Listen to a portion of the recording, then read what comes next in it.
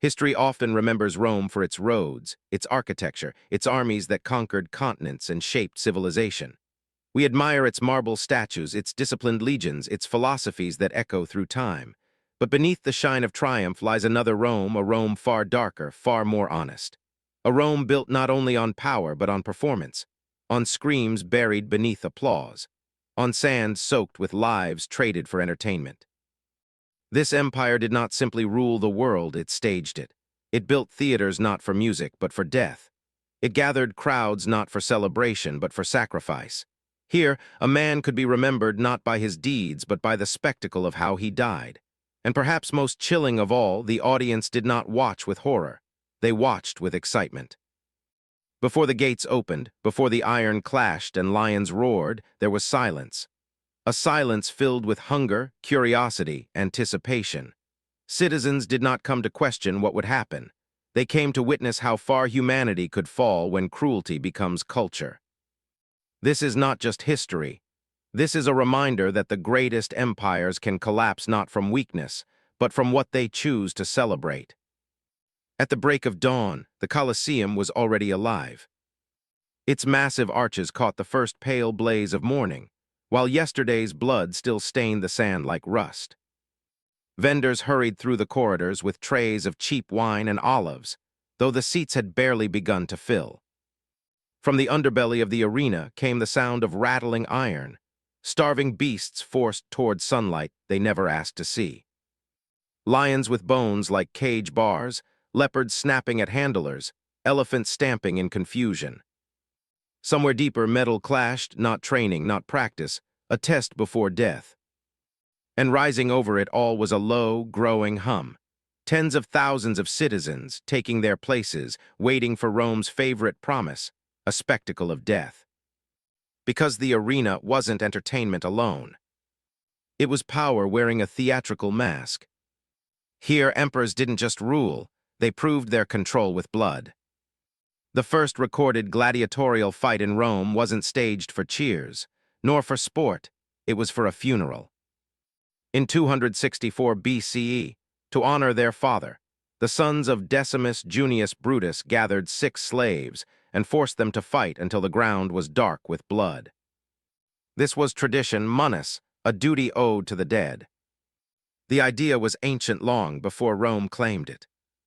Over time, the ritual shifted, from sacrifice rite arrow combat rite arrow public theater. By the 3rd century BCE, politicians discovered something dangerous. Blood controlled crowds better than law ever could. Magistrates seeking favor funded games. Festivals once meant for gods became arenas of war. Gladiators weren't just fighters. They were symbols dressed as Rome's conquered enemies. To watch them die was to relive Rome's victories. The stands grew. Wood became stone. And death became policy. It wasn't only humans who bled. Rome imported the wild world into the arena. Lions from Africa, bears from the Alps, crocodiles dragged from the Nile.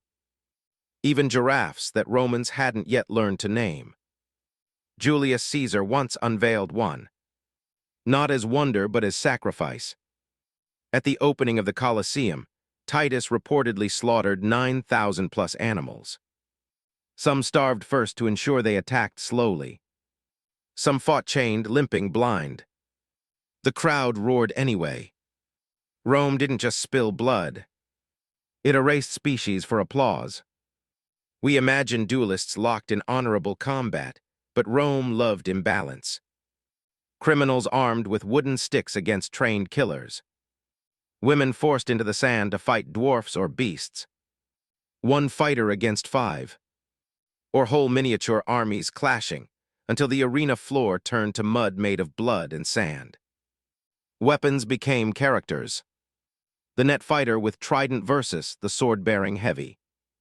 Some helmets limited sight, others hearing. Protection turned into restriction just to entertain the crowd. This wasn't sport. It was experimentation in cruelty. By midday, when the crowd wanted something different, Rome escalated. Execution as performance. Murder staged like myth. Criminals played Orpheus, not charming animals, but mauled by one. Others reenacted Icarus, lifted by primitive rigging, then dropped to beasts below. Women or disguised men forced to play pacifier, humiliation and death intertwined. Sometimes victims burned alive wearing pitch-soaked tunics. Sometimes crucified, while children ate figs in the seats above. The lesson was simple. Defy Rome, and Rome will make your death a story. Some rulers merely funded games. Others lived inside them. Caligula fed spectators to animals when victims ran short. Nero turned punishment into tragic theater. Commodus styled himself Hercules, killing chained animals and calling it heroism, demanding applause bought with fear. Trajan, praised as good, still held games for 123 days straight. Rome admired blood, even from the gentle. Not everyone celebrated. Seneca left a show feeling less human. Early Christians saw arenas as the empire's moral disease. Juvenal mocked Rome for craving only bread and circuses. And as time passed, the treasury thinned. The empire weakened. Amphitheaters cracked. Where lions once roared, only wind remained. The Colosseum stands today, empty, silent. A monument not just to power, but to the cost of forgetting compassion. Rome fell not only to invaders, but to the rot it applauded. Spectacle replaced humanity, and society cheered as it lost itself.